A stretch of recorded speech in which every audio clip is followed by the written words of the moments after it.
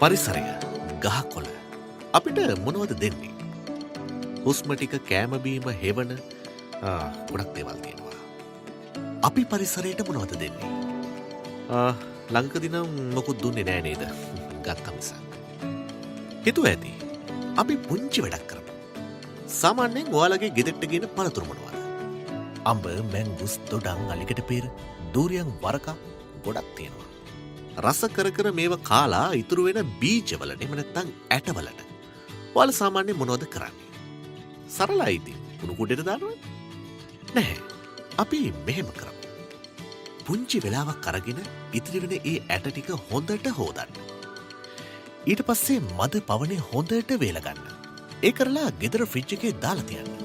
ඔබ සාමාන්‍යයෙන් ට්‍රිප් යනවා. එතකොට නෑදෑ ගෙවල් වල එහෙමත් යනවා. දුර ගමනක් යන වෙලාවක මේ ඇට ටිකත් වාහනේට දාගන්න.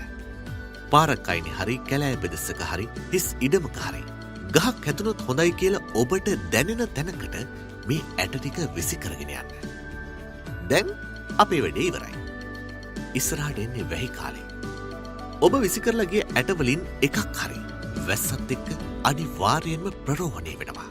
ටිකෙන් ටික එයා වැඩෙනවා. අත වෙහිදලා අවුරුදු කීපකින් එයා ලොකු ගහක් වෙයි.